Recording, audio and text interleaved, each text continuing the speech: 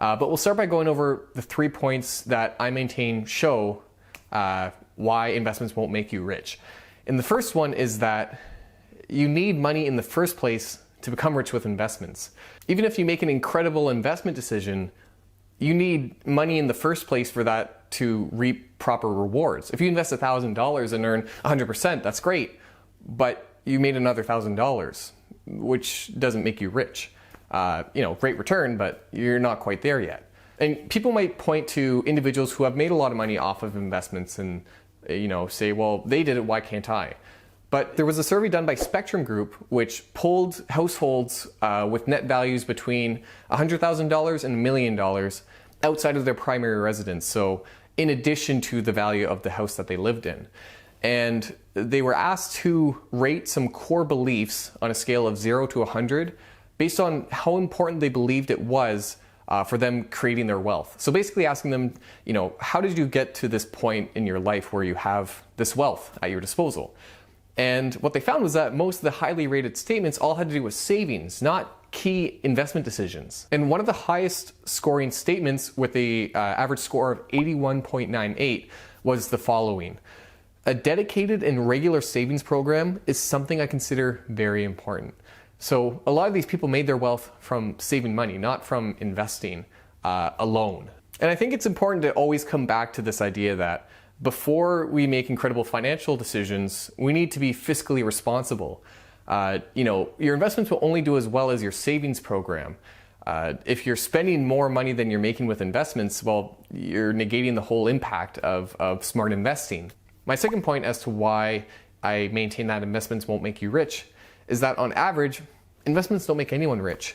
The S&P 500 for the past 90 years has an annual average return of 9.8%, which by the way is pretty darn good in the world of investments. If you could lock in 9.8% for the rest of your life, I'd go all in. I'd certainly lock that in. But it's not going to make you a millionaire overnight.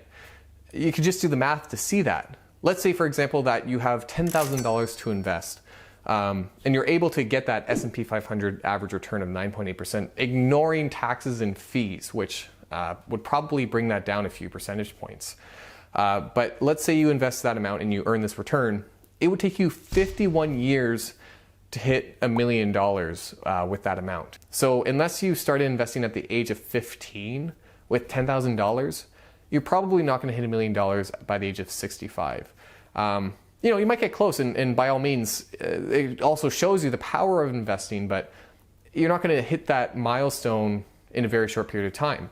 Now, like I said, a lot of people, when they think about investing and they think about earning high returns, they want to do so in the short term.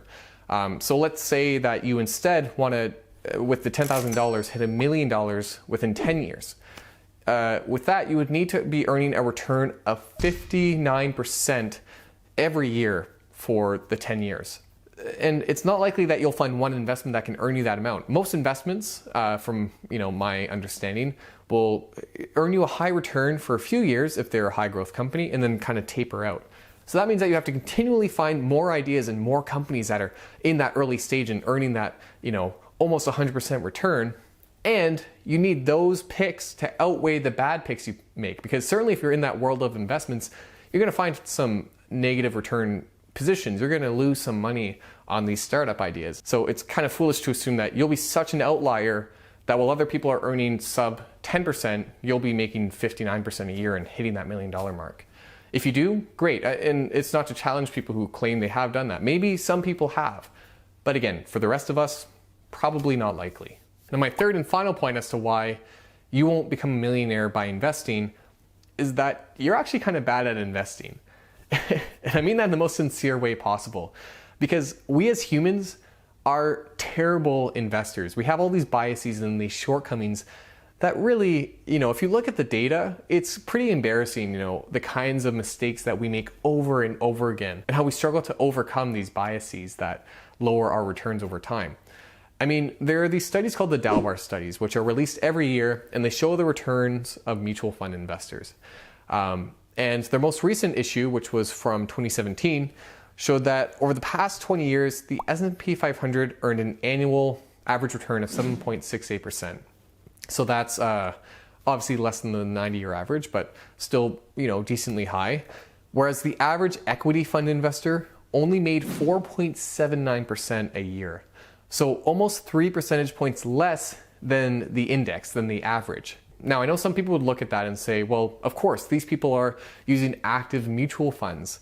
If they were just passive investors, they would earn the index return, maybe less a bit of a fee. But fees aren't actually the reason why they did so poorly. Dalbar actually highlighted the 3 top factors that led to this underperformance, and none of them have to do with fees or investment strategy. In fact, the top 3 factors for the underperformance were capital not being available to invest, capital being needed for other purposes, and the third point is psychological factors. One of the examples they highlighted is that so many investors sell when the markets are down. And the Dalbar study showed that the average retention rate of these active mutual funds were 3.8 years, meaning that on average, people could only stand their investments for 3.8 years to hold these funds before they jumped ship and tried something else. And based on the examples we covered earlier, you need a long-term period to make money off of investments. And we can't even make it to the 4-year mark. So it just goes to show how bad at investing we are on average. And there are specific biases that kind of explain why we make these poor decisions, and they've been defined time and time again, and it's worth highlighting them. One of them, for example, is the loss aversion bias, one of the biggest ones, which is when things are down, we want to cut our losses. We worry about losing more money, and that often leads us to selling at the worst possible time. There are things like anchoring, which is when something happened in the past, we have a hard time changing our perception of how things should occur in the future based on this past event. Bitcoin is a great example of that. Some people saw the massive return of Bitcoin and are still holding on thinking that that return is going to repeat because it happened in the past, it should happen again. But that's an example of anchoring. There's also herding, which is the idea that we often follow the decisions of other people. So when markets are down, we tend to follow the herd and do what they do because we don't want to, stick our neck out and try something different because it might turn out poorly. And then there's things like regret aversion, which is kind of the same idea, where we don't like the feeling of regret, obviously, but that can thereby paralyze us in making decisions. We don't want to regret selling when things are high. We don't want to regret, holding on when things are low. We worry about making decisions that are tough, and thereby we usually don't make a decision when we need to. And it's kind of funny, the only way to become a great investor is to acknowledge that you're a terrible investor, to see these flaws and to be aware of them, to know that, I might make a bad decision. What are the steps I can take to avoid that, to make sure I don't, succumb to the behavioral biases I have? And, it certainly doesn't help that we have all these ads from rich people flaunting their wealth and saying, I'm going to show you how to make money, trying to sell you on the idea of getting rich quick. And you know what, I get it. I get that if you're trying to show people that you made a lot of money doing something, that you should probably show them your money. Whereas I'm here in front of my IKEA furniture, trying to tell you how you should invest. But at the same time, it can really be used to abuse the viewer. These people basically promise these things to you. They show you these things and they say, I can offer you this through this 5-step program or through this marketing strategy. And yet, I would argue that most of these people, I would bet that most of these people made most of their money from marketing, not from their strategy that they are selling you. And if you ever get an advertisement of someone selling you a trading strategy and saying, this will earn you 20% or 30% return, guaranteed, just ask yourself, why are they selling this to you? Because if this person really had a proven trading strategy that could earn them, above par returns, they should just sell it to a hedge fund. They could be paid millions of dollars for selling the strategy. Why are they selling it to you through a YouTube ad?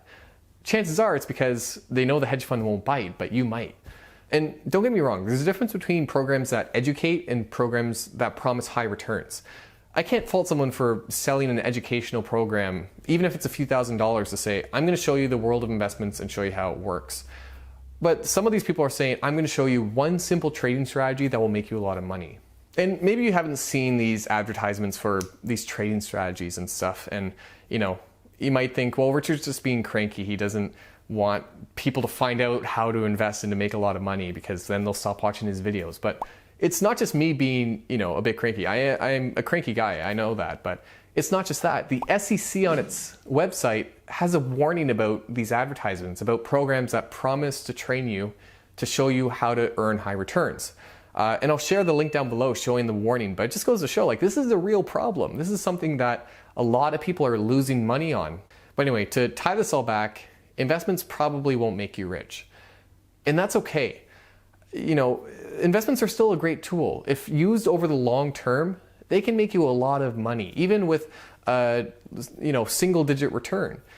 But you just need to gauge your expectations. You need to make sure that you aren't expecting too much from the world of investing. Because I think when you have high expectations, these above 20% returns every year, and you don't reach them, it's that gap where you're more likely to make a poor behavioral decision, where you might sell low because you've lost money in a given year and you thought you were going to be making 20% a year. And you know what? It's tough to be a good investor in this day and age. With social media, all the news about people making millions of dollars, every day it seems like we're being bombarded with stories of, get rich quick schemes and people just becoming unbelievably wealthy. But you know what? That will always exist. You can do so well in investments, in finance, and there will always be someone with more money than you, with more than you have. Investing isn't about being better than other people. It's about reaching your financial goals. And one person's financial goal might be higher or lower than someone else's. It doesn't matter. What matters is, reaching those goals and being happy with it. So I hope you liked this video, guys. I'm sorry it was kind of unorganized, but it was just something on my mind that, after seeing all these ads for these trading strategies, it kind of festered for a while, and I just wanted to post a video about it.